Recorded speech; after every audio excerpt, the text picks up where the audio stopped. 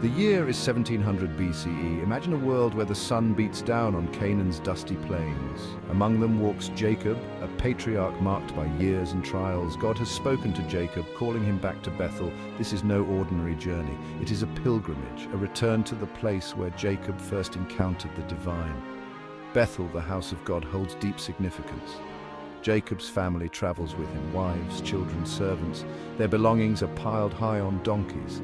Their lives a testament to the nomadic existence of their time. As they journey, the past must weigh heavily on Jacob's mind. He carries the memory of his brother's anger, the weight of deception, and the hope for reconciliation. Bethel represents a chance to start anew, to seek God's favor, and to find peace.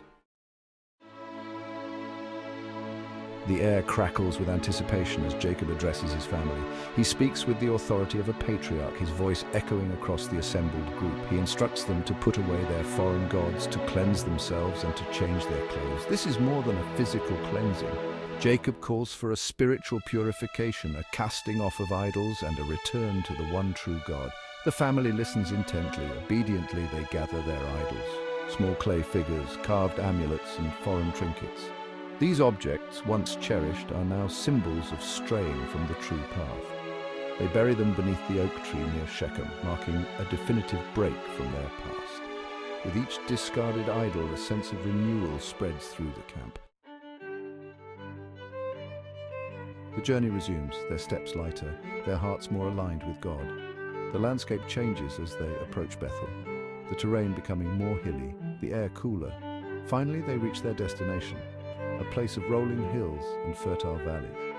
Memories stir within Jacob. He remembers fleeing his brother, the dream of angels ascending and descending a ladder to heaven, the promise of God's protection. It is here, in this sacred space, that Jacob builds an altar. The altar is a simple structure built with unhewn stones, a testament to the ancient tradition of honoring the divine. A fire is kindled, the flames reaching towards the heavens, carrying with them the aroma of burnt offerings. Jacob pours a drink offering onto the altar, a symbolic act of dedication and gratitude. The mood at Bethel is somber. A shadow falls over the encampment as Deborah, Rebekah's nurse, passes away. Her death, though expected, brings with it a wave of grief. Deborah had been more than a servant. She was a trusted confidant, a link to Rebekah's love and support. Jacob's heart aches for his family's loss, especially for his mother, Rebekah, who is far away. He remembers Deborah's unwavering loyalty, her quiet strength, and her love for his family. The family gathers around Deborah's burial place beneath a lone oak tree. They mourn her passing, their cries echoing across the hills. Even in their grief, there is a sense of peace. Deborah has lived a long and fulfilling life. The atmosphere at Bethel shifts once more. As the sun begins its descent, casting long shadows across the encampment, God appears to Jacob. The very air vibrates with divine presence. Jacob, filled with awe and trepidation, stands before the Lord. God speaks, his voice booming yet comforting. He reaffirms the covenant made with Abraham and Isaac, extending it to Jacob and his descendants. The promises are grand and far-reaching, a great nation, a blessed land, and a lineage that will bless all the families of the earth. God renames Jacob Israel, meaning he who wrestles with God. This new name reflects Jacob's struggles, his persistence in seeking God's favor, and his ultimate triumph. Overwhelmed with emotion, Jacob falls to his knees. The journey continues, but a sense of urgency fills the air. They are nearing Ephrath when Rachel goes into labor. Her cries echo across the dusty landscape, a symphony of pain and anticipation. The birth is difficult, fraught with complications. Jacob, his heart heavy with worry, paces outside the tent, his prayers a desperate plea for Rachel's safety. Finally, a newborn's cry pierces the tense silence. A son is born, a testament to Rachel's strength and a beacon of hope, but the joy is short-lived. Rachel, weakened by the ordeal, is fading fast. With her dying breaths, she names her son Benoni, meaning son of my sorrow. Jacob, however, cannot bear such a sorrowful reminder. He renames the child Benjamin, meaning son of my right hand. The journey continues, but the landscape seems different now. Every hill, every valley, every bend in the road serves as a painful reminder of Rachel's absence. Jacob's heart aches with each passing day, his grief a heavy cloak he cannot shed. He visits Rachel's tomb often, drawn to the place where she rests. He sits there for hours, lost in his thoughts, his fingers tracing the rough-hewn stone. He remembers her laughter, her gentle touch, and the way her eyes sparkled with love. Jacob shares his grief with his children, telling them stories of their mother's kindness, her strength, and her unwavering love. The tomb becomes a place of pilgrimage for Jacob's descendants. It stands as a testament to a love that transcended death. The weight of leadership presses heavily on Jacob's shoulders, a burden that seems to grow with each passing day. Just as he begins to find solace in the routine of their journey, a new wave of sorrow crashes over him, threatening to drown his fleeting moments of peace. The news of Reuben's transgression, his violation of Jacob's concubine Bilhah, strikes him with the force of a physical blow, leaving him reeling and disoriented.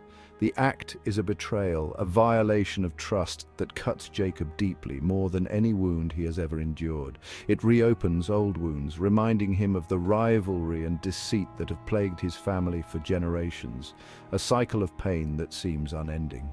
Jacob struggles to reconcile his love for Reuben, his firstborn son, with the revulsion he feels for his actions, a conflict that tears at his very soul. The weight of his judgment, the burden of setting things right, threatens to crush him under its immense pressure. He withdraws into himself, seeking solace in prayer and contemplation, hoping to find some semblance of peace amidst the turmoil. Despite his pain, Jacob recognizes the need for justice, understanding that he must act for the sake of his family's future. He confronts Reuben, his voice trembling with a mixture of anger and sorrow, a father torn between love and duty. News arrives from Hebron, carried by a dust-covered messenger, his face weary from the long journey. Isaac, Jacob's father, has passed away, leaving behind a legacy of wisdom and faith. The news, though expected, triggers a fresh wave of grief as the family mourns the loss of their patriarch. Memories of his father flood Jacob's mind. Isaac's gentle guidance, his unwavering faith, the stories he told under the starlit sky, and the lessons imparted during their quiet moments together. Jacob gathers his family and sets out for Hebron, determined to honor his father's memory. The journey is somber, the silence broken only by the sound of their footsteps and the occasional bleating of sheep as they traverse the ancient countryside. Upon arriving in Hebron, they are met by Esau and his family, a reunion long overdue. The sight of his brother, after years of separation and strained relations, stirs a mix of emotions within Jacob: apprehension, hope, and a deep-seated longing for reconciliation as old wounds resurface. The brothers embrace their differences, momentarily forgotten in the face of shared grief, as they find solace in each other's presence. Together they bury their father in the cave of Machpelah, a final resting place befitting a man of Isaac's stature and legacy. The passing of their father marks a significant turning point for Jacob and Esau, bringing them together after years of separation and conflict. The years have softened their anger, replaced by a grudging respect and a shared sense of profound loss. The weight of their past grievances seems lighter now. They stand together at their father's grave, two brothers bound by blood and a common heritage, united in their grief and memories of their father. Esau, now a wealthy and powerful man, assures Jacob that he has no need for his brother's material possessions, having built his own fortune. He has found prosperity in Seir, his resentment replaced by a sense of contentment and fulfillment in his own achievements. Jacob, touched by his brother's generosity and sincerity, offers gifts as a gesture of goodwill, hoping to mend the rift between them. Esau initially refuses, but Jacob insists, reminding him that their father would have wanted them to live in harmony and peace. Esau finally accepts, signaling a new chapter in their relationship, one built on mutual respect and understanding. The reconciliation, though long overdue, brings Jacob a sense of peace he has not known in years and a hope for a better future together. The story of Genesis 35 is more than just an ancient narrative. It is a timeless tale of faith, family, and the enduring power of forgiveness. It reminds us that even in the face of adversity, even when burdened by past mistakes, We have the capacity for growth, reconciliation, and spiritual renewal. Jacob's journey, fraught with challenges and triumphs, serves as a powerful example for us all. We see his struggles, his doubts, his moments of weakness, and his ultimate reliance on God's grace. His story resonates with our own human experiences, reminding us that we are not alone in our struggles. Let us ensure that the echoes of Genesis continue to resonate throughout time, offering wisdom, solace, and a path to a more compassionate and just world. If you found this journey through Genesis meaningful, please take a moment to like and subscribe. It's a simple action for you, but it means the world to us. Your support helps our channel grow and reach more people. Thank you.